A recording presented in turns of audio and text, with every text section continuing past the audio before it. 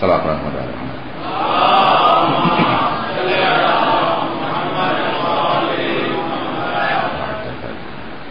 فطرت کے عنوان سے خمسہ مجالس سے میں آپ کی خدمت میں مطالب پیش کر رہا ہوں۔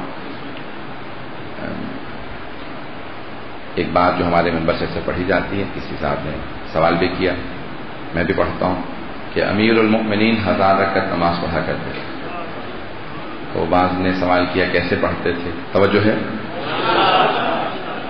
بعض نے یہ جواب دیا ہے کہ دن اور رات میں 1000 رکعت نماز پڑھتے تھے، 500 رکعت دن میں، 500 رکعت میں۔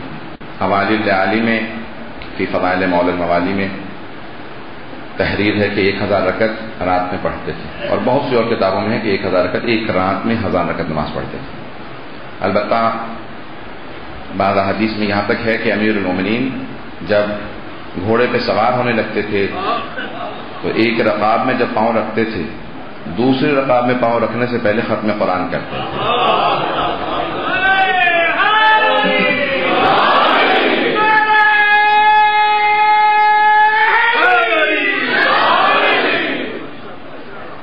اب اس کی توجیحات بہت زیادہ ہیں، بہت سے لوگوں کے لیے بات کا تھوڑا سا مشکل ہو جاتا ہے فضائل کو ہضم کرنا، میں پھر بھی پیش کروں گا، تو سن لیجئے گا۔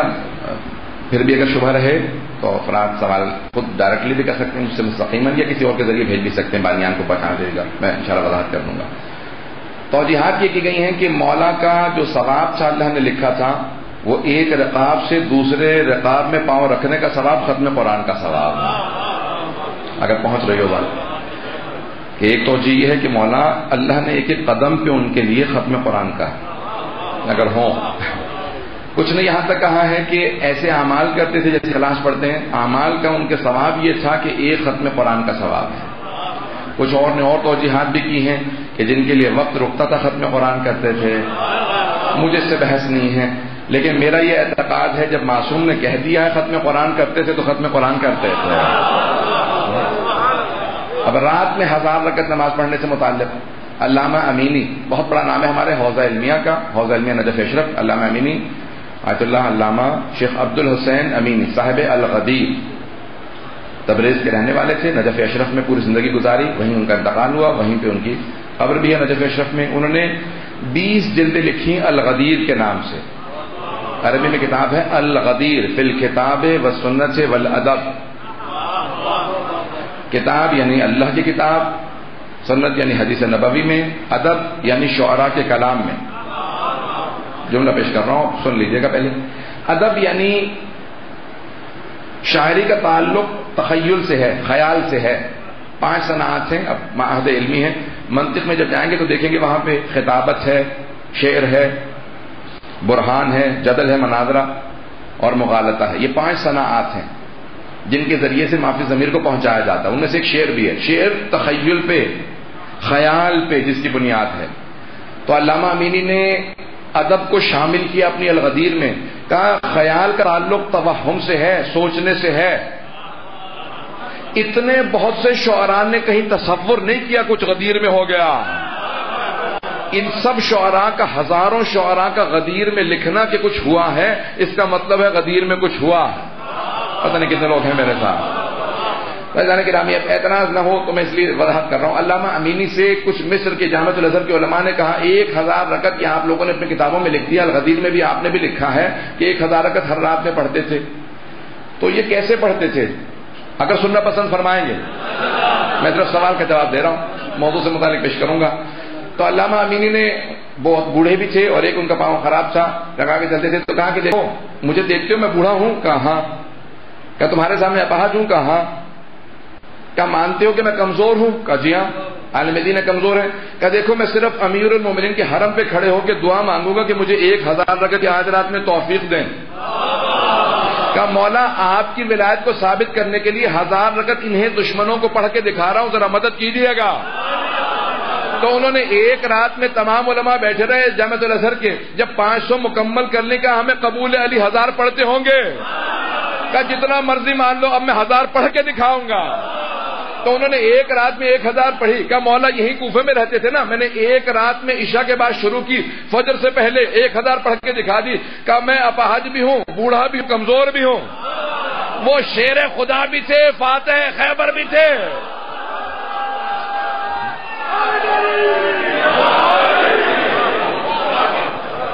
اور وضاحت کی ضرورت تو نہیں ہے. تو عزیزان گرامی 1000 رکعت علامہ امینی نے کہا کہ میں الغدیر لکھ رہا ہوں تو مولا نے مجھے اتنی توفیق دے دی ہے کہ دشمنوں کو جواب دینے کے لیے 1000 رکعت پڑھ سکتا ہوں. عزیزان گرامی بہت سے علماء نے لکھا، بہت سی دلیلیں موجود ہیں 1000 رکعت. عزیزان گرامی مصحف نماز میں دوسرا سورہ پڑھنا واجب نہیں ہے، مولا نافلہ 1000 رکعت پڑھتے تھے. اور جتنے بھی آپ کہیں گے تو شبہہ ذہن میں نہ لے کے آئیے کہ مولا 1000 رکعت رات میں نماز پڑھتے تھے. متعدد ہمارے حدیث میں بھی آئے ہیں اور ہمارے علماء نے اس کو لکھا ہے. صاحب الغدیر نے بھی دلیلیں دی ہیں اور بہت سے علماء نے دلیلیں دی ہیں. اب پھر بھی اگر کسی کے ذہن میں نہ آئے تو پھر اس کا علاج کوئی انشاءاللہ ملک الموت ہی کرے گا. صلوات پڑھیں گے محمد علی محمد پہ. محمد طنز نہیں کر رہا ہوں میں، حقیقتاً بیان کر رہا ہوں. تو اذان کریں توجہ ہے میرے ساتھ. اسلام دین فطرت ہے. فطرت کے تقاضے ہیں کہ انسان اپنے خدا کو پہچانے، اپنے ہادی کو پہچانے، اپنے امام کو پہچانے. یہ فطرت کا تقاضا ہے. اب تک تو بات باتیں ہیں جو کل موجود تھے ان کے سامنے میں نے پیش کیا. آج میں ایک مرحلہ آگے بڑھانا چاہتا ہوں بات کو.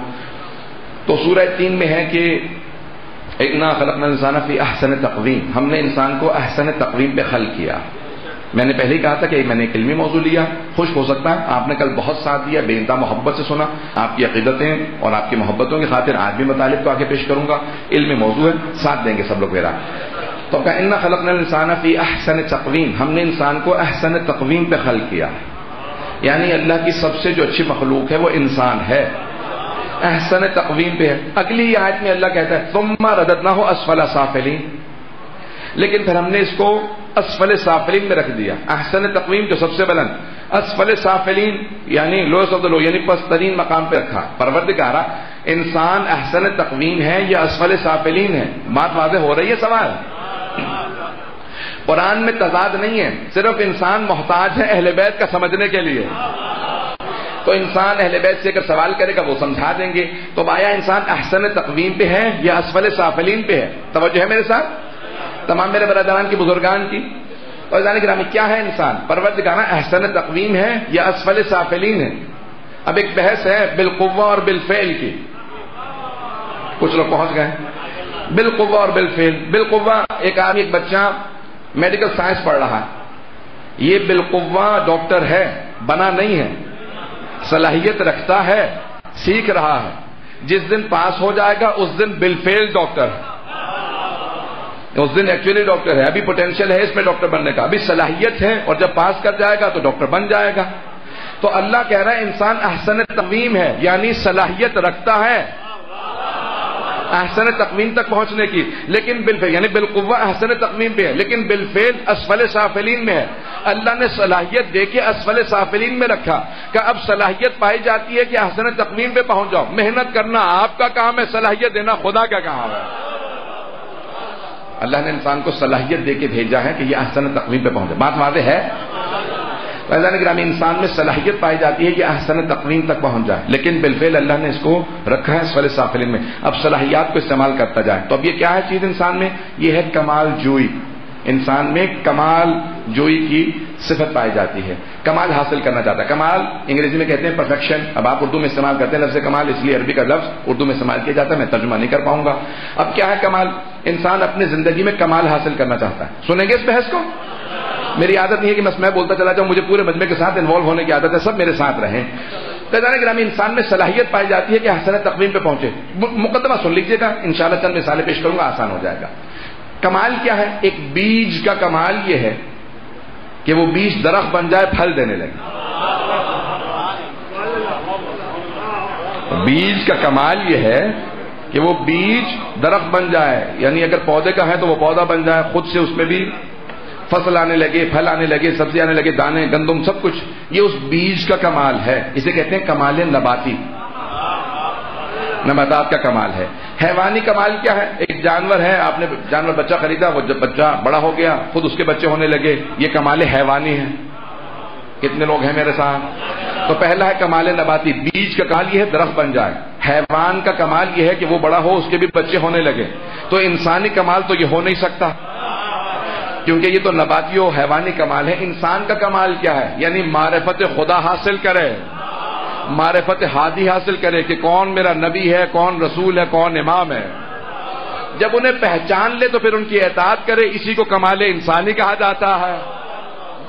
انسان با کمال بننا چاہتا ہے تو با ایمان بنے، انسان خود بخود با کمال بن جائے گا.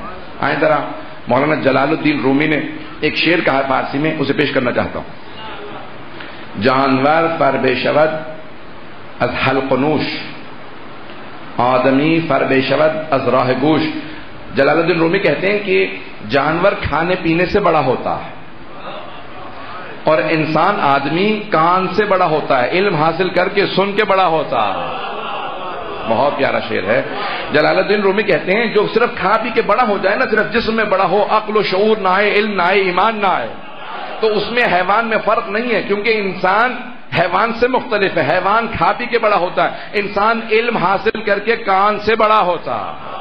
جس میں علم آ جائے، ایمان آ جائے، پھر وہ اپنے آپ کو بلند سمجھنے لگے. پروردگارا تو نے ہمیں علم بھی عطا کیا ہے، تو نے شعور بھی عطا کیا، تو نے ایمان بھی عطا کیا.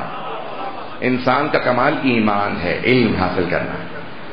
عزیزان گرامی، اب یہ عبادات جناب امیر علیہ السلام یہ اتنی عبادات کیوں کرتے ہیں؟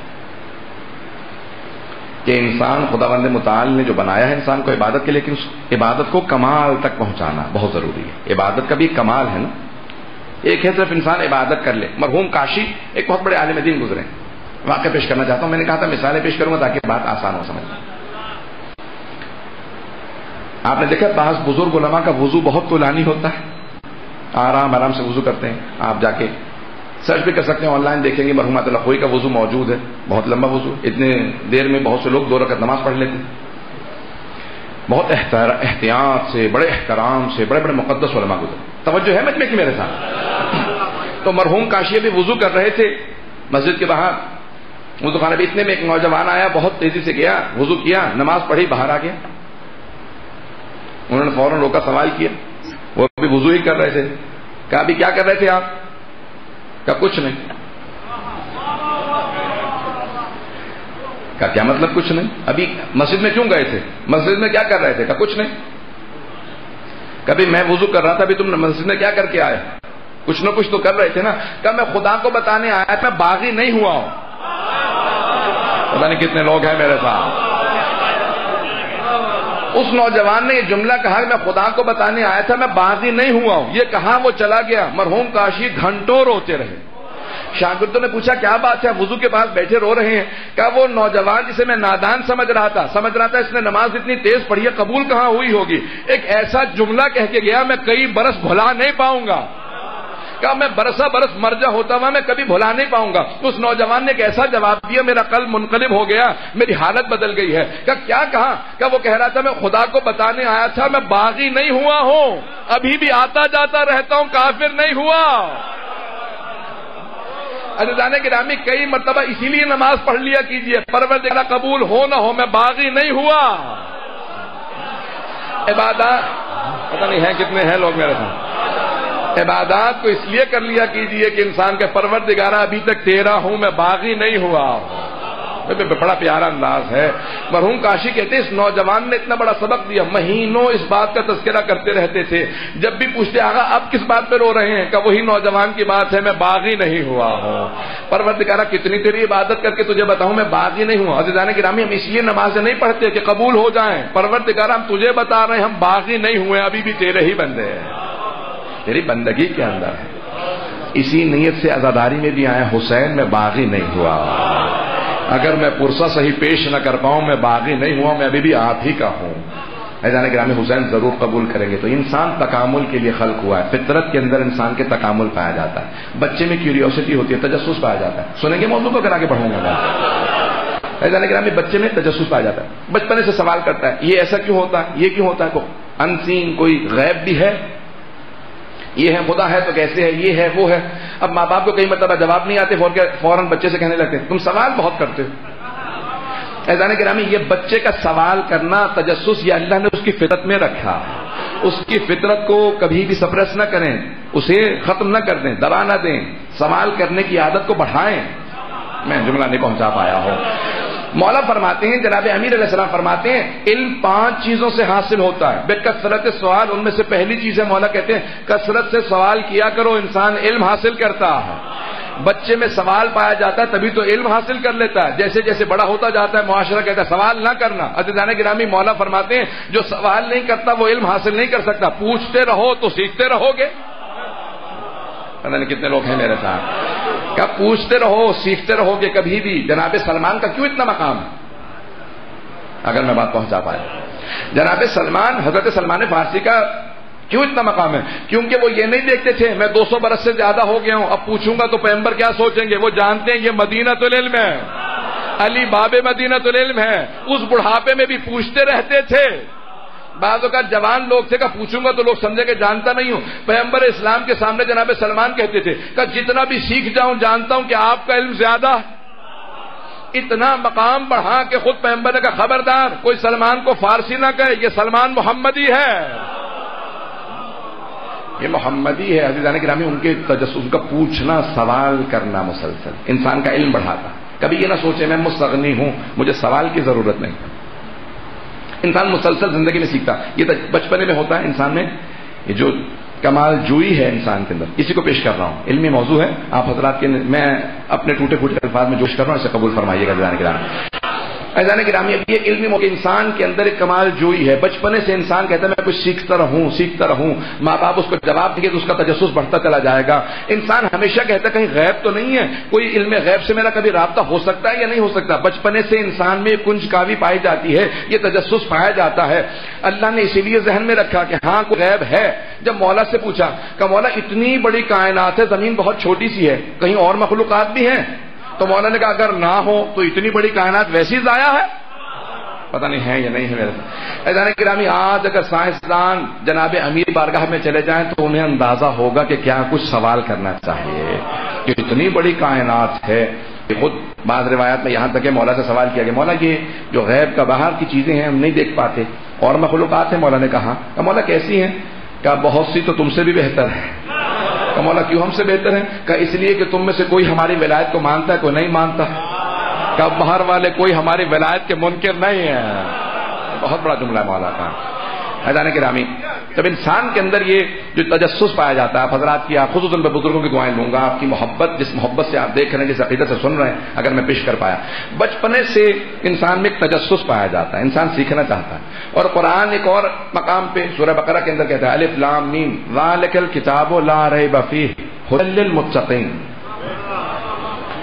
یہ وہ کتاب ہے جس میں کوئی ریب نہیں ہے, کوئی عیب نہیں ہے, کوئی شک نہیں ہے. ھدی للمتقین متقین کے لیے ہدایت ہے. پروردگار جو پہلے ہی متقی ہے اسے ہدایت کی ضرورت ہی کیا ہے؟ کچھ لوگ ہیں میرے ساتھ. اللہ گرامی جو پہلے اگر متقی ہو تو ہدایت کی ضرورت کیا ہے؟ تو دوبارہ ذہن میں رکھیے گا بالقوہ اور بالفعل جو میں پہلے پیش کر چکا ہوں. اللہ سبحانہ وتعالیٰ کہتا ہے جس میں صلاحیت پائی جاتی ہے متقی بننے کی ان کے لیے قرآن ہدایت ہے. جن میں صلاحیت پائی جاتی ہے, جس میں صلاحیت ہی نہیں ہے. اب میں سادہ سے مثال دے دوں. کچھ چیزوں میں صلاحیت پائی جاتی ہے وہ پاک ہو سکتی ہے, کچھ چیزوں میں صلاحیت ہی نہیں ہے کہ وہ پاک ہو سکے. بات واضح ہو گئی ہے جانے کے بعد. تو اگر میرا کپڑا اگر نجس ہو جاتا ہے تو اگر میں اس کو دھو لوں گا اس میں صلاحیت ہے پاک ہونے کی, لیکن کچھ چیزوں میں صلاحیت ہی نہیں ہے پاک ہونے کی. کچھ نجس العین ہیں جو کبھی پاک نہیں ہو سکتے. کچھ کے قلب ایسے ہوتے ہیں جس میں ہدایت کی گنجائش ہوتی ہے. جس میں گنجائش ہے اللہ کہتا ہے یہ قرآن سے ہدایت دے دیتا. ھدی للمتقین یہ ہدایت ہے متقین کے لیے. اب ایک اور آیت کو پیش کروں گا اگر سننا پسند فرمائیں گے. جناب صاحب الزمان کی خوشنودی کے لیے بارہ بلند صلوات پڑھیں.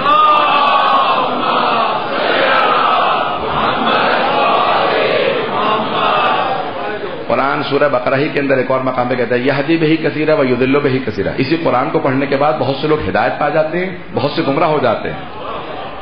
بہت سے بزرگ جو ہیں انہوں نے فوراً میں نے صرف آیت کے ترجمے کو پیش کیا پہنچ گئے. مجھے سب کی توجہ چاہیے. قرآن کہتا ہے یہدی بہ کثیرا و یضل بہ کثیرا. یہی قرآن پڑھنے کے بعد بہت سے ہدایت پا جاتے ہیں, بہت سے گمراہ ہو جاتے ہیں. اگلے ہی آیت میں اللہ نے فوراً جواب دے دیا وما یضل بہ الا الفاسقین. اللہ کہتا ہے کوئی بھی قرآن پڑھ کے گمراہ نہیں ہوتا سوائے اس کے جو پہلے ہی فاسق ہو. بہت پیاری آیت ہے, بہت گہری بہت پیاری آیت ہے. اللہ کہتا ہے کوئی گمراہ نہیں ہوتا سوائے اس کے جو پہلے ہی فاسق ہو. فاسق پڑھے گا اس کی شیطنت بڑھتی جائے گی, مومن پڑھے گا ایمان بڑھتا جائے گا. کیونکہ اب سب نے جواب نہیں دیا اس لیے میں ایک مثال بھی پیش کر دیتا ہوں. مثال سننا پسند فرمائیں گے؟ جب پوچھا مولا اس کی مثال کوئی دیجیے، ظاہراً ائمہ معصوم سے ہی مثال ہے، ظاہراً امیر المومنین سے ہے کہ چھٹے امام سے ہے، میرے ذہن میں جناب امیر سے ہے. پوچھا مولا ایمان کے اضافہ ہونے کی کوئی مثال ہے؟ کہ تم نے دیکھا ہے کہ اگر ایک آب نیسا کا بہار کی بارش کا ایک قطرہ سیپ کے منہ میں چلا جاتا ہے وہ موتی بنا دیتی ہے، سانپ کے منہ میں چلا جاتا ہے زہر بنا دیتا ہے. کہ ظرف کے حساب سے ہر چیز ظرف کے حساب سے اثر رکھتی ہے، پتہ نہیں ہے یا نہیں ہے. سانپ پیے گا تو زہر بنا دے گا، سیپ پیے گی تو موتی بنا دے گی. مومن قرآن پڑھے گا تو ایمان بڑھتا چلا جائے گا، فاسق پڑھے گا تو اس کے نقصان میں اضافہ ہوتا چلا جائے گا، اس کے فسق و فجور میں اضافہ ہو جائے گا، کیونکہ وہ ایمان نہیں رکھتا، ظرف اس کا پاک نہیں ہے. اسی لیے جب مومنین آتے ہیں ان کے ایمان میں مجلس میں اضافہ ہوتا چلا جاتا ہے. کتنے ہمارے ہاں اہل ایمان، کتنے مسلمان آتے ہیں اور یہاں پہ آنے کے بعد سبق حاصل کرتے ہیں. آج دن کی بھی میری دونوں مجالس میں کتنے اہل سنت موجود تھے، بار بار ایک ہی بات کہہ رہے تھے، مجلس میں آنے کے بعد احساس ہوتا ہے کتنی معنویت ہوتی ہے. معنویت میں جو مجلس میں آئے گا اسی کو احساس ہو. توجہ ہے میرے ساتھ جائے گا. تو انسان فطرتاً اس کے اندر اللہ نے فطرتاً یہ کمال جوئی رکھی ہے، کمال حاصل کرنا چاہتا ہے، وہ کمال پہ پہنچنا چاہتا ہے، زندگی میں ترقی کرنا چاہتا ہے. اب وہ جب ابتدا سے اس کو اگر ماں باپ معاشرہ یہ سکھا دے کہ کمال کس شے میں ہے، جو بتا دیا جاتا ہے وہ اسی راستے پہ چل پڑتا ہے. کچھ لوگ پہنچے ہیں ابھی تک بچپنے سے ماں باپ نے اگر یہ سکھا دیا پیسہ حاصل کرنا ہی کمال ہے، اب وہ پوری زندگی پیسے ہی کے پیچھے چلتا جائے گا، اسی کے حصول کو کمال سمجھ لے گا. اور اگر امام معصوم کی حدیث کو سنے گا کہ نہیں پیسہ تمہارے لیے بنایا گیا، تم پیسے کے لیے نہیں بنایا گیا ہے، یہ دنیا تمہارے لیے بنائی گئی ہے، تم دنیا کے لیے نہیں بنایا گئے. پتہ نہیں ہے یا نہیں ہے حضرات. اعزائے گرامی، جناب امام رضا علیہ السلام فرماتے ہیں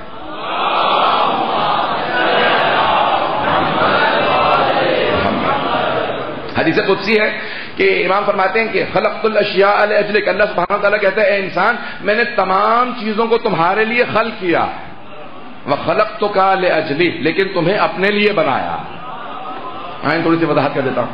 اللہ کہتا ہے کہ یہ جو کچھ تم دیکھ رہے ہو وسخر لکم الشمس والقمر، قرآن کہتا ہے میں نے تمہارے لیے سورج کو چاند کو مسخر کیا، یہ ستارے تمہارے لیے مسخر کیے، تمہارے لیے بنائے.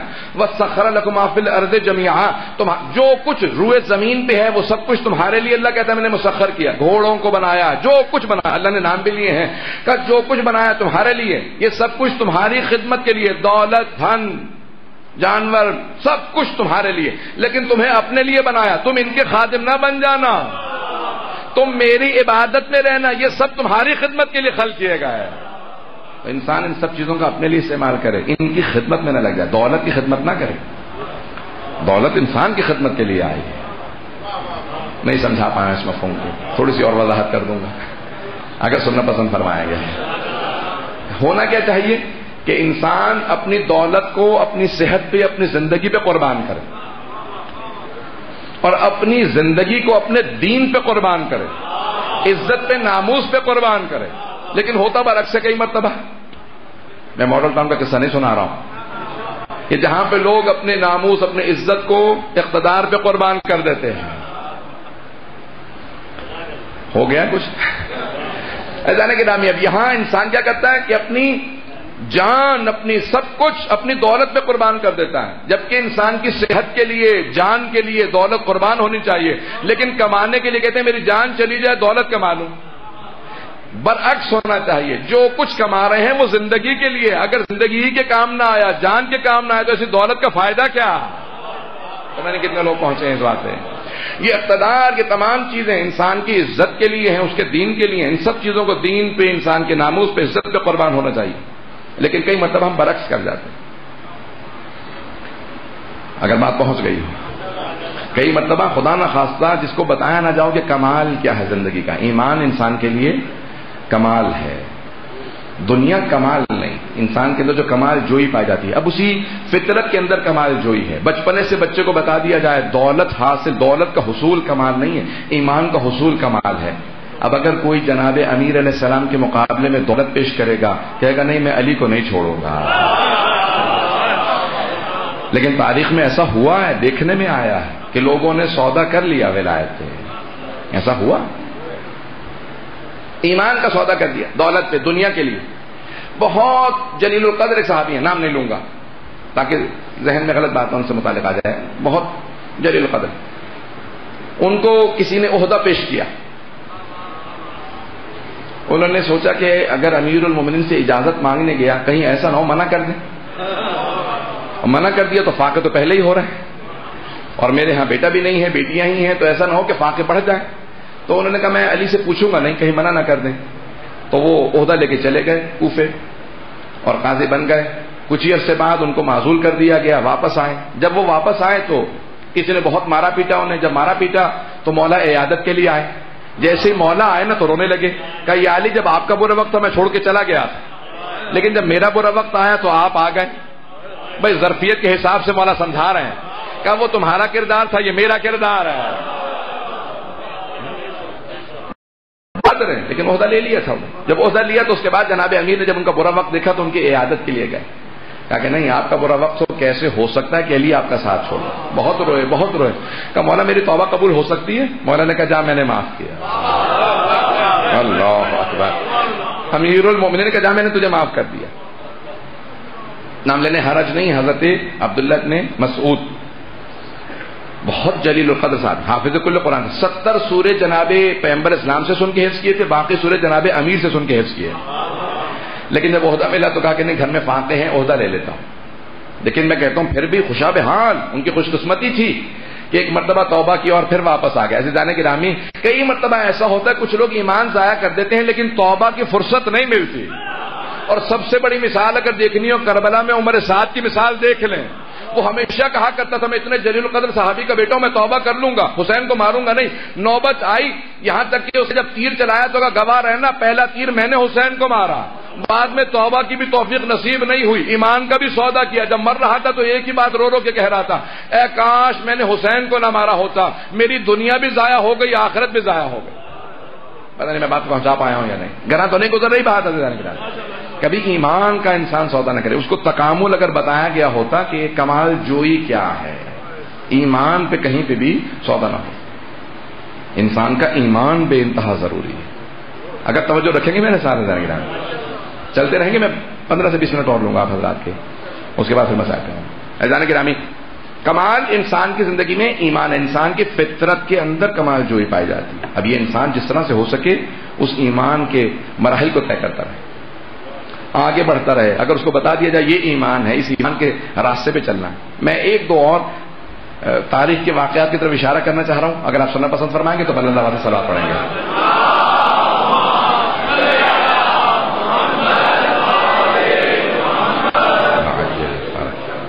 اذان گرامی, تاریخ میں ایک دو اور ایسی مثالیں ملتی ہیں کہ جہاں بہت سے افراد نے بہت سے لوگوں کا ایمان ضائع کر دیا. روزے قرآن میں سورہ بقرہ ہی میں آئے تھے کہ بہت سے لوگ روز قیامت تبرہ کریں گے, اعلان برات کریں گے کہ ان لوگوں نے میری طرف کیوں رجوع کر لیا تھا. اچھا مولا سے کہ مولا یہ کون لوگ ہوں گے؟ کہ جس نے علی کی ولایت کے اوپر سمجھوتا کیا ہے, جس نے اہل بیت علیہ السلام کے اوپر. کیا ہوا پیغمبر اسلام کے بعد بہت سے افراد ان کے ایمان ضائع ہونے لگے. اذان گرامی, کبھی بھی ایمان کے اوپر سمجھوتا نہیں. اپنے بچوں کو بھی اسے تعلیم دیں, چاہے جتنے بھی سخت وقت آ جائیں لیکن ہمارا ایمان باقی رہنا چاہیے. کمال انسان کی زندگی میں ایمان ہے.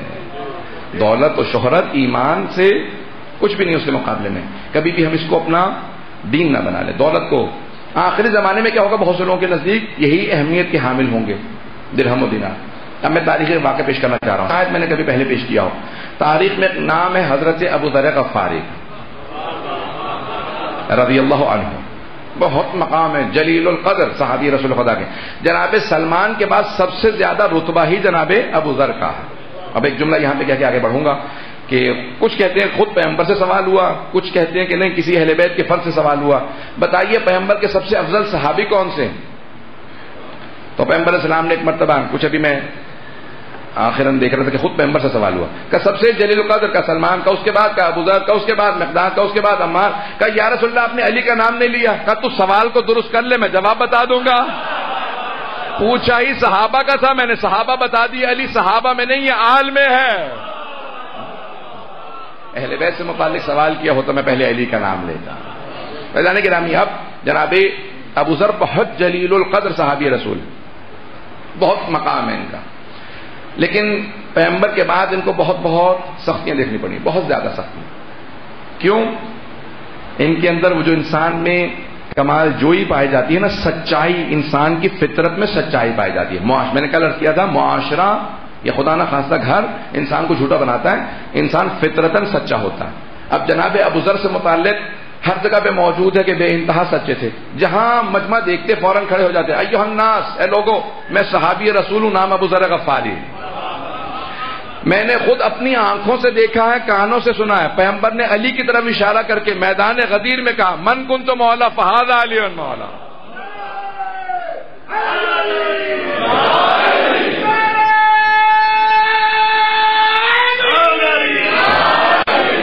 توجہ ہے نا دیدان گرا. تو حضرت ابو ذر، نام ہے جندب ابن جنادہ، بیٹے کا نام تھا ذر، اس لیے کہتے تھے ابو ذر، حضرت ابو ذر. تو اب جندب ابن جنادہ واقعہ پیش کر رہا ہوں، میں نے شاید پیش کیا ہو لیکن اب سنیں گے کہ حضرت ابو ذر جہاں مجمع دیکھتے فوراً کھڑے ہو جاتے، فوراً تبلیغ کرنے لگتے. اب پابندیاں لگنے لگی کہ حدیث بیان کرنے کی اجازت نہیں ہے، جو بعد میں پھر عمر ابن عبدالعزیز نے پابندی اٹھائی. اب پابندی ہے بھائی، حدیث بیان کرنے پہ پابندی کیوں ہے؟ کہ جب بھی کوئی حدیث سناتا ہے اہل بیت کی شان میں حدیث شروع کر دیتے ہیں، اور خصوصاً سلمان ابو ذر. تو جناب ابو ذر جہاں مجمع دیکھتے فوراً اہل بیت کا تعارف کرواتے. اب کسی کو پسند تو نہیں آ رہا تھا، اگر بات پہنچ گئی ہو زیادہ کھل کے نہ کہلوا کیجیے، اس سے پہلے ہی بول دیں، اس سے پہلے کہ کوئی ہم پہ بھی پابندی لگنے لگے. تو آج کل پورا شوق دور ہے پاکستان کے اندر، حالات آپ کے سامنے ہی ہیں. تو عزیزان کرام، حضرت ابو ذر بہت بڑا نام ہے. آج میڈیا کا دور جیسے ہے نا، ٹی وی نہیں تھا، سوشل میڈیا نہیں تھا، الیکٹرانکل میڈیا نہیں تھا، پرنٹ میڈیا کچھ نہیں تھا، تو اب کسی نے تصویر تو دیکھی نہیں تھی جناب ابو ذر کی کہ یہ ابو ذر غفاری ہے. تو خود ہی جا کے تعارف کرواتے، بتاتے میں ابو ذر غفاری ہوں. سب کے ذہنوں میں آتا، اچھا وہ جو تعریف سنی تھی سب سے سچے صحابی کا مانتے ہو سب سے سچا ہوں؟ میں بتا رہا ہوں، پیغمبر نے اعلان کیا ہے کہ میں علم کا شہر ہوں، علی اس کا دروازہ. میں نے خود خیبر میں یہ سنا، ہر مقام کی حدیث انہیں یاد ہوتی تھی، فوراً سنانے لگتے. پابندی لگی کہ بھائی ان کو شام بھیج دیا جائے. کس نے پابندی لگائی تھی؟ آپ کے ذہنوں میں ہوگا. تو پابندی لگی کہ ان کو شام بھیج دیا جائے. یہ یہاں پہ جب تک رہیں گے ہمارے خلاف لوگوں کو اکساتے رہیں گے. شام انہیں بھیج دیا گیا، شام پہنچے. جب جناب ابو ذر غفاری شام پہنچے، پہلا دن، اب عادت ہے سچائی کی، پہلے دن پہنچے تو دیکھا بھائی دمشق شہر کے اندر سڑکوں پہ بہت زیادہ لوگ بیٹھے ہوئے ہیں، فقراء بہت زیادہ. فوراً جناب ابو ذر نے کہا، مجھے تو بتایا گیا تھا شام میں بڑے اچھے حالات ہیں، مدینے میں تو یہی سنا تھا. کہا شام کا جو حاکم ہے نا اس کے حالات اچھے ہیں، شام والوں کے حالات اچھے نہیں.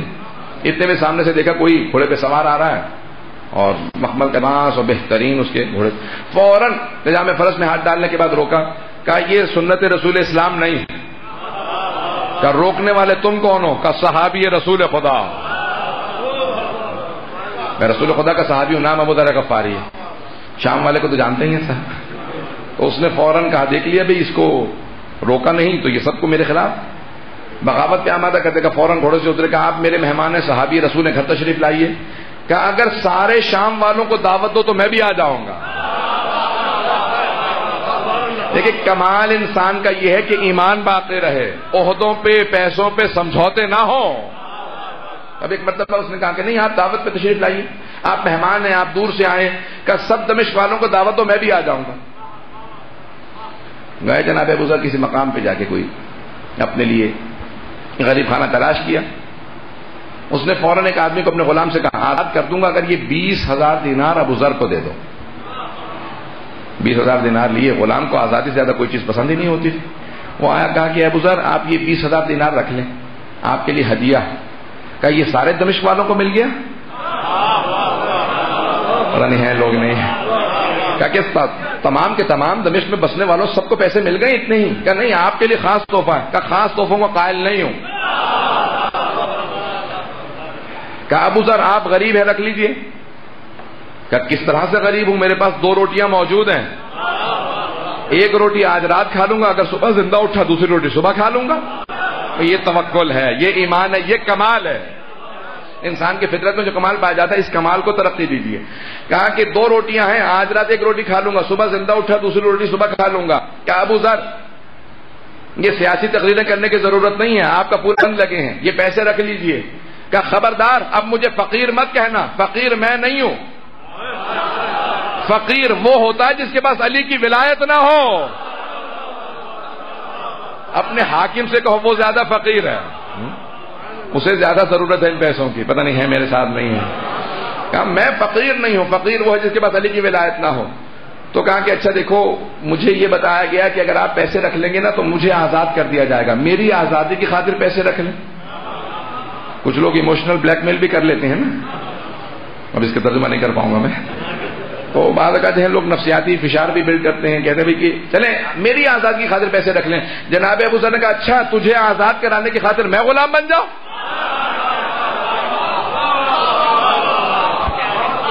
تجھے آزاد کرانے کی خاطر میں اس کا غلام نہیں بن سکتا. تو کہا ٹھیک ہے پھر میں واپس جا رہا ہوں. پیسے اٹھائے واپس آ گئے. تو آ کے پوچھا اس نے کہ بھئی کیا بات ہے, پیسے نہیں دے کے آئے؟ کہا نہیں ابو ذر بکنے والا نہیں. کیا مطلب؟ کہ بھئی اگر میں نہیں خرید سکا پھر کوئی نہیں خرید سکتا. میں نے پورا زور لگا لیا ابو ذر بکنے کے لیے تیار نہیں ہے, یا میں سادہ الفاظ میں کہوں فور سیل نہیں ہے. فیضان گرامی ہر آدمی قیمت لگا لیتا ہے نا کہ اتنے اگر ملے اس کے بعد فیصلہ ہو جائے گا. اب یہ نہیں جناب, یہ کمال یہ ہے کہ انسان کبھی ایمان پہ کوئی سمجھوتا نہ کرے. زندگی میں ایمان اتنا مضبوط ہمارے جوانوں کا, کوئی بھی کسی طرح سے سمجھوتا کرنے پہ مجبور نہ ہو. جناب ابو ذر نے جب کہہ دیا نا کہ نہیں کسی طرح سے بھی کوئی سمجھوتا نہیں ہوگا, تو واپس آنے کے بعد اس غلام نے بتا دیا کہ ٹھیک ہے انہیں واپس بھیج دو, یہاں رہیں گے تو ہر آدمی کو اپنے جیسا بنانے لگیں گے. ایک بات واضح ہو گئی, جس میں خود ایمان ہو وہ ایمان اپنے پاس نہیں رکھتا, دوسروں تک منتقل کرتا رہتا ہے. کمال یہ ہے کہ انسان اپنے تک محدود نہ رکھے. پانچویں امام کی حدیث ہے ہمارا کوئی مومن تب تک ایمان کے اگلے مرحلے میں جا ہی نہیں سکتا جب تک کہ اپنے سے پس درجے والے کو ایمان میں اپنے درجے پہ نہ لے آئے. حدیث معصوم ہے, پانچویں امام کی حدیث کہ اگلے مرحلے میں جا نہیں سکتا جب تک کہ دوسروں کی مدد نہ کرے اپنے مرحلے میں آنے کی. تو اب جناب ابو ذر کو ایک مرتبہ باندھا اور کہا کہ واپس بھیج دیا جائے. کہاں بھیجا جائے؟ کہ ان کو مدینے واپس بھیج دو. تاریخ نے لکھا کہ جناب ابو ذر جب مدینے پہنچے تو کھڑے نہیں ہو پا رہے تھے, کیونکہ بغیر محمل کے انہیں اونٹ کے اوپر سوار کیا گیا, ٹانگوں کو باندھ دیا گیا تھا, تو ان کی ساری ٹانگیں گل گئی تھی. پوری ٹانگوں پہ ان کے زخم تھے جب اترے. بڑھاپا بھی تھا, کبیر السن تھے, مسن تھے بہت, ان کا سن زیادہ تھا, 70 برس سے زیادہ تھے. جب واپس آئے تو کھڑے نہیں ہو پا رہے تھے. لیکن پہلا ہی دن جیسے ہی دیکھا نا انصافی ہو رہی ہے فوراً بول اٹھے یہ زیادتی ہے, غلط ہے, ظلم. قاضی نے کہا گرفتار کر لو. کہ روکنے والے تم کون ہو؟ کہ صحابی رسول خدا ابو ذر غفاری. مکمل کر رہا ہوں موضوع کو. کمال یہ ہے انسان ایمان پہ سمجھوتا نہ کرے. اچانک کے نام ایک مرتبہ ان کو گرفتار کیا گیا, کہ لے چلو خلیفہ کے پاس. لے کے آئے. کہ ابو ذر واپس آ گئے ہوں؟ کہ نہیں واپس نہیں آیا ہوں, بھیج دیا گیا, کوئی بھی مجھے رکھنے کے لیے تیار نہیں. واپس پہنچے, کیا معاملہ ہے؟ کہ یہ آپ پہ اعتراض کر رہے ہیں. کہ کیا اعتراض کر رہے ہو؟ نا انصافی ہو رہی ہے, عدالت میں فیصلہ ایسے نہیں, ایسے ہونا چاہیے.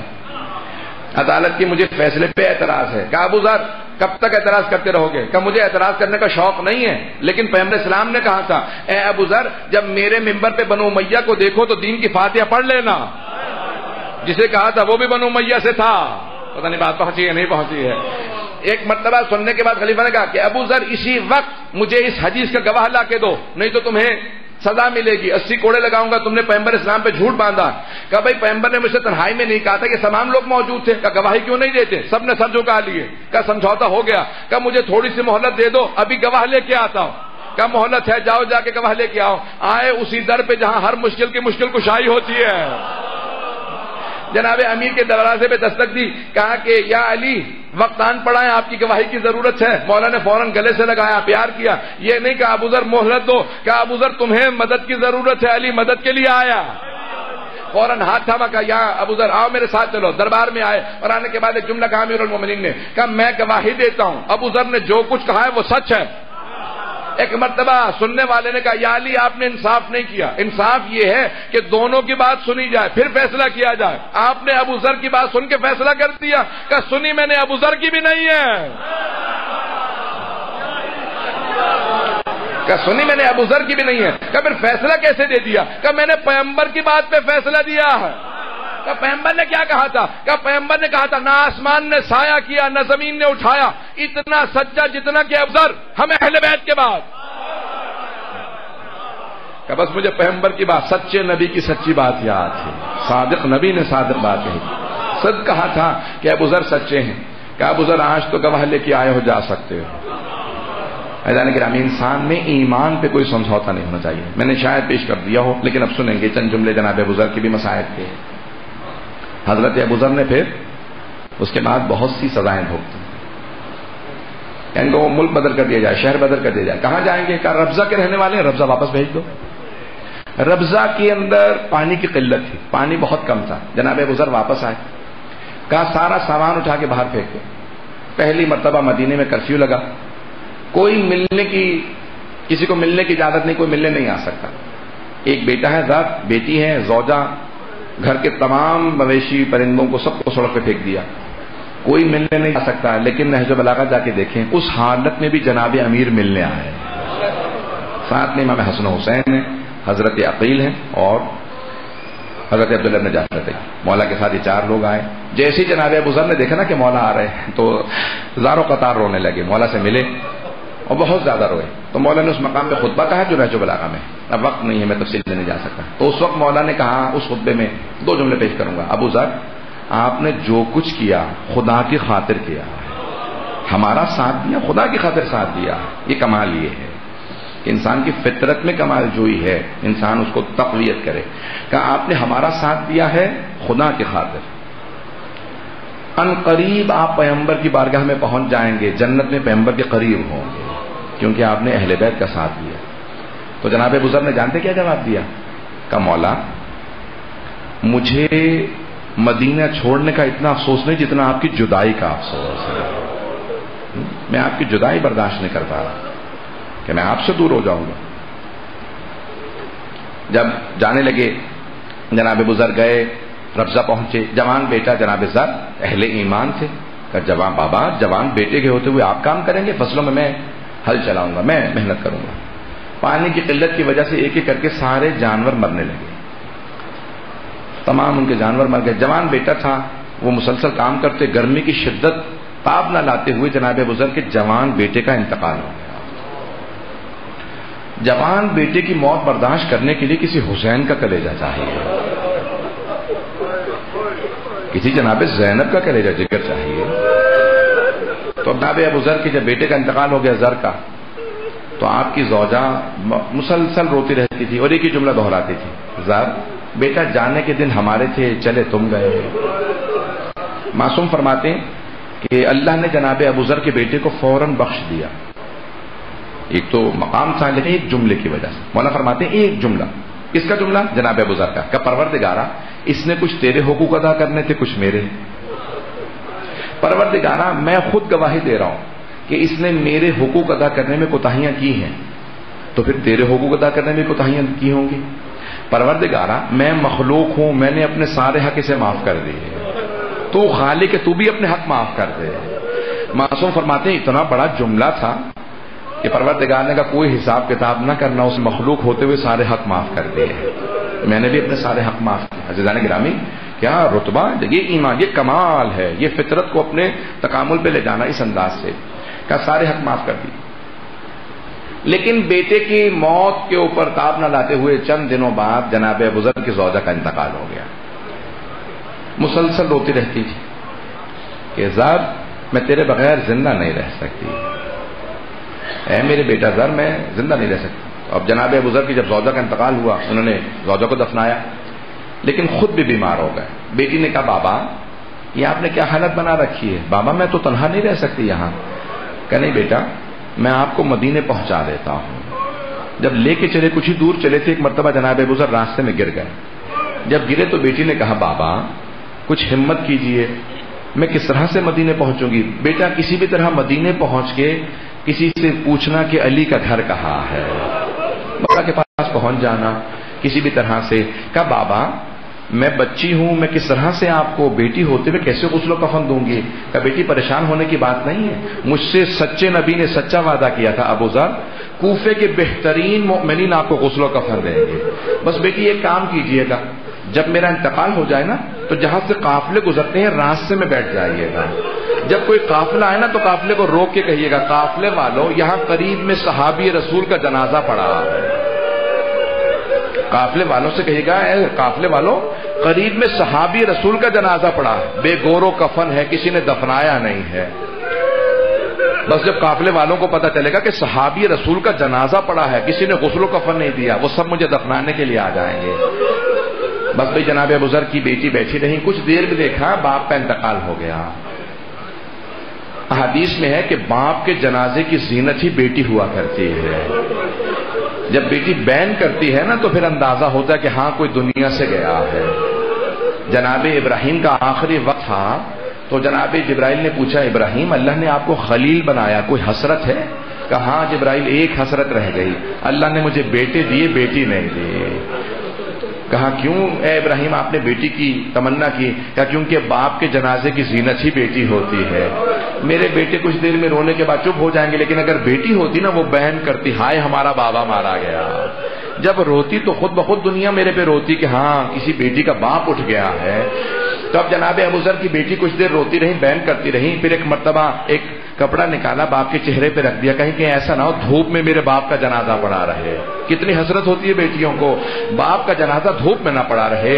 تو بیٹی نے فوراً ایک مرتبہ ایک رومال تھا بڑا سا باپ کے چہرے پہ رکھا، پھر اٹھی جناب ابو ذر کی بیٹی، روتی ہوئی آگے بڑھی، روتی جاتی تھی، دیکھا یہاں سے قافلوں کے گزرنے کی جگہ ہے، اس مقام پہ آ کے بیٹھ گئی، دیکھا قافلہ آ رہا ہے، قافلے کو روکا، کہا قافلے والوں رک جاؤ، یہاں قریب میں صحابی رسول کا جنازہ پڑا ہے۔ صحابی رسول کا جنازہ پڑا، کون سے صحابی کا جنازہ پڑا ہے؟ قافلے میں سب سے آگے جناب مالک اشتر تھے، ان کے بعد جناب عبداللہ ابن مسعود تھے، بڑے بڑے جلیل القدر اصحاب تھے، امیر المومنین کے اصحاب تھے جناب پیغمبر۔ ایک مرتبہ سب اترے گا کس صحابی کا جنازہ پڑا ہے؟ بچی نے کہا میرے بابا ہیں ابو ذر غفاری۔ سب رونے لگے، کہا ابو ذر کا جنازہ پڑا ہے، کسی نے غسل و کفن نہیں دیا، کہا نہیں بے گور و کفن جنازہ پڑا ہے، کوئی غسل دینے والا نہیں تھا، دھوپ میں جنازہ پڑا۔ سب رونے لگے، آپس میں لڑائی ہونے لگی، ایک نے کہا مجھے غسل دینے دو، دوسرے نے کہا ہٹ جا میں غسل دوں گا صحابی رسول ہے، ایک نے کہا مجھے کفن دینے دو، آپس میں اختلاف ہونے لگا، کچھ لوگ غسل دے دیں کچھ کفن دیں گے، کہا کفن میرے پاس سے کپڑا لے لو، سب نے کہا پیسے جمع کرو، مالک کی اشتر سے کفن لے لیتے ہیں۔ ایک مرتبہ سب نے کفن دیا، بڑے احترام سے جناب ابو ذر کو دفنایا، اور بار بار سب ایک ہی بات کہتے تھے ارے صحابی رسول کا جنازہ پڑا رہا، اور بیٹی مسلسل روتی رہی۔ میں ایک اور بات کہوں آپ سے، اس بچی کو ہٹا دیں، وہاں پہ ایک اور بیٹی کو بٹھا دیں، وہ بیٹی رو رو کے کہے گی ارے صحابی رسول نہیں نواسہ رسول کا جنازہ پڑا، نواسہ رسول کا جنازہ پڑا، کوئی دفنانے والا نہیں۔ ارے سکینہ بنت الحسین بار بار کہیں گے ارے صحابی رسول نہیں نواسہ رسول کا جنازہ پڑا، کوئی دفنانے والا نہیں ہے۔ میں جملہ کہوں آپ کی بارگاہ میں، سنیں گے جملے کو سنیے گا، میرا وعدہ ہے کہ بعد میں بھی یاد آئے گا تو روئیں گے ضرور۔ ایک مرتبہ جناب زینب کبریٰ نے امام سجاد کو دیکھا، روایت کے الفاظ ہے 11 محرم کو جب قافلے جانے لگے نا تو جناب زینب نے دیکھا امام سجاد کے آنسو بہ رہے ہیں، چہرے کی رنگت سفید پڑ گئی ہے، چہرہ زرد ہو گیا۔ کہا بیٹا سجاد یہ کیا حالت بنا رکھی ہے؟ کہ پھوپھی اماں خدا کسی غیرت مند بیٹے کو ایسا وقت نہ دکھائے، جوان جہان بیٹا ہو، بوڑھے باپ کا لاشا دھوپ میں پڑا ہو، بیٹے میں طاقت ہو لیکن دفنانے کی اجازت نہ ہو۔ اجرکم اللہ، اجرکم اللہ۔ مولا کہتے ہیں پھوپھی اماں میں جوان بیٹا باپ کو دفنانے کی طاقت بھی رکھتا ہوں لیکن یہ دفنانے کی اجازت نہیں دیتے۔ بس بھائی میں یہاں پہ چند جملے پیش کرنا چاہ رہا ہوں۔ جب جناب سید الشہداء آئے تھے نا کربلا تو کہا تھا عباس بنی اسد کو بلاؤ جن کی یہ زمین ہے۔ پوچھا کتنے میں ہے زمین؟ کا 20,000 دینار میں۔ کہا اچھا میں تمہیں 60,000 دیتا ہوں، یہ زمین بھی واپس کرتا ہوں لیکن ہمارے 3 کام کر دینا۔ بنی اسد سے پوچھا کیا کام ہے؟ کہا پہلا کام یہ ہے ہمارے لاشیں دفنا دینا۔ اگر میں سمجھا پایا، اب کوئی بخل نہ کرے۔ مولا فرماتے پہلا کام کرنا ہمارے لاشیں دفنا دینا۔ مولا کافر کو بھی دفنانا واجب ہے، آپ تو نواسہ رسول ہیں۔ کہا نہیں ہمارے لاشیں پڑے نہ رہ جائیں، تم دفنا دینا۔ کہا مولا آپ نے کہا تھا 3 کام ہے، دوسرا کام کیا ہے؟ کہا اگر میرا کوئی زائر آئے نا پوچھے حسین کی قبر کہاں ہے، ہماری قبروں کے نشان بتا دینا۔ کہا مولا تیسرا کام؟ کہا اگر میرا کوئی غریب زائر آئے جس کے پاس پیسے نہ ہو اسے کھانا ضرور کھلانا، اسے 3 دن تک مہمان رکھنا، کھانا ضرور کھلانا، پانی ضرور پلانا۔ مولا نے کیا کہا 3 دن میرے مہمان کو رکھنا۔ ابھی بھی ایک مرتبہ مولا نے جملہ کہا کہ بنی اسد کے مردوں گھر چلے جاؤ، اپنی مستورات سے کہو حسین نے بلایا ہے، نواسہ رسول نے بلایا ہے۔ ایک مرتبہ مستورات آئیں، مولا نے کہا کہ مستورات سے کہنا برقعوں میں آئیں، ساری مستورات آئیں۔ کہا بیویوں اگر تمہارے مت کی وجہ سے ہمیں نہ دفنائیں تو تم ایک مرتبہ پانی بھرنے کے بہانے سے آنا، ایک ایک مٹھی خاک ہمارے لاشوں پہ ڈال دینا۔ بس یہ جملہ سننا تھا کہ بیویوں میں زہرا کا لال ہوں، میں زہرا کا بیٹا ہوں۔ ایک مرتبہ بنی اسد کی مستورات نے سننا، چلی گئی، کہا بیویوں جا تو رہی ہو، بچوں کو بھیج دینا۔ بچے آئے، صحیفہ کربلا سے میں یہ مسائل پیش کر رہا ہوں۔ ایک مرتبہ بچے آئے کہ بچوں میں سکینہ کا بابا ہوں، اگر تمہارے ماں باپ ہمیں نہ دفنائیں تو کھیلتے ہوئے آنا، ایک ایک مٹھی خاک ہمارے لاشوں پہ ڈال دینا، کہیں علی اصغر کا لاشا دھوپ میں نہ پڑا رہ جائے۔ بس بے اجرکم اللہ، میں مصائب یہاں تمام کر دیتا لیکن یہاں مصائب تمام کر نہیں سکتا، سنیں گے مصائب کو؟ بس بھئی 3 دن تک پھر بھی لاشا پڑا رہا زہرا کے لال کا، کوئی دفنانے والا نہیں تھا۔ 3 دن تک لاشا دھوپ میں پڑا رہا۔ امام زمانہ کہتے ہیں میرا سلام ان لاشوں پہ جو دھوپ میں پڑے رہے، جن کی دھوپ کی گرمی ان پہ پڑتی رہی۔ ہائے مولا کتنے مظلوم ہیں آپ کے جد حسین۔ بس ایک مرتبہ 3را دن تھا، بنی اسد کی مستورات باہر نکلی، پانی بھرنے کے لیے گئی، دیکھا کسی بیوی کے رونے کی آواز آ رہی ہے، بار بار کہتی ہے میں نے چکیاں پیس کے پالا تھا۔ اجرکم اللہ، ایک مرتبہ بنی اسد کی مستورات گھر گئے، کہو بنی اسد کے مردوں روز قیامت رسول خدا کو کیا منہ دکھاؤ گے، جناب سیدہ کو کیا منہ دکھاؤ گے؟ وہاں حسین کا لاشا دھوپ میں پڑا ہے، تم دفنانے کیوں نہیں جاتے؟ کہ ہمیں عبید اللہ ابن زیاد سے ڈر لگتا ہے کہ ہم دفنانے جائیں، اس نے منع کیا ہے، کہ پھر ہمیں اجازت دو، ہم جا کے حسین کے لاشے کو دفنا دیں گے۔ جب خواتین نے کہا نا ہمیں اجازت دو تو بنی اسد کے مردوں نے کہا نہیں ہم جائیں گے، تم رک جاؤ ہم جائیں گے۔ بنی اسد کے مرد اٹھے اور آئے، جب آئے نا میدان میں دیکھا کسی لاشے کا سر نہیں ہے، سمرخین نے لکھا کسی لاشے کا سر نہیں تھا، کہ ہم پہچان نہیں پا رہے کون سا باپ کا لاشا ہے، کون سا بیٹے کا لاشا ہے۔ ایک مرتبہ متحیر و پریشان کھڑے تھے، کس لاشے کو کہاں دفنائیں گے؟ اتنے میں دیکھا کوفے کی جانب سے کوئی آ رہا ہے، وہ سوار ایک مرتبہ آیا، سارے لاشوں کے درمیان سے ہوتا ہوا ایک لاشے کے کنارے آ کے کھڑا ہو گیا، رو رو کے کہنے لگا کہ بابا آپ کے بعد میری پھوپھیوں کی چادریں چھینی گئی، بابا میرے گلے میں توق ڈالا گیا، بابا میری پشت پہ درے مارے گئے، ہاتھوں میں زنجیریں باندھی گئی، پاؤں میں بیڑیاں باندھی گئی۔ ایک مرتبہ اسی قیدی نے کہا بابا آپ کے بعد میری بہن کو بڑے تماچے لگے۔ اجرکم اللہ، میں یہاں تمام کر دیتا لیکن یہاں تمام نہیں ہوتے۔ تمام مقاتل نویسوں نے کہا ہے نا کہ جب ایک مرتبہ امام دفنانے کے لیے آئے سید سجاد، بنی اسد نے پوچھا کون سے لاشے کو کہاں دفنائیں؟ مولا نے اشارہ کر کے کہا یہ حبیب کا لاشا ہے۔ بنی اسد نے کہا وہ ہمارے قبیلے کے سردار سے اجازت ہے میں انہیں جدا دفنا دیں؟ مولا نے کہا اجازت ہے، انہیں جدا دفنا سکتے ہو، اسی لیے جناب حبیب کی قبر جدا ہے۔ اتنے میں ایک آدمی آیا کہ قیدی ایک ننھا سا لاشا ملا ہے، اس لاشے کو کہاں دفنائے گا؟ یہ مجھے دے دو، یہ میرے بھائی علی اصغر کا لاشا ہے، میں اسے اپنے بابا کے ساتھ دفناؤں گا۔ اتنے میں پوچھا قیدی ایک اور لاشا ملا گا، یہ میرے بھائی علی اکبر کا لاشا ہے، اسے میرے بابا کی پائنتی میں دفنانا۔ ایک مرتبہ ایک آدمی کچھ لوگ آئے گا قیدی ایک لاشا فرات کے کنارے پڑا، ہم اس کے جس عضو کے نیچے ہاتھ ڈالتے ہیں وہی عضو ٹوٹ جاتا ہے، اس لاشا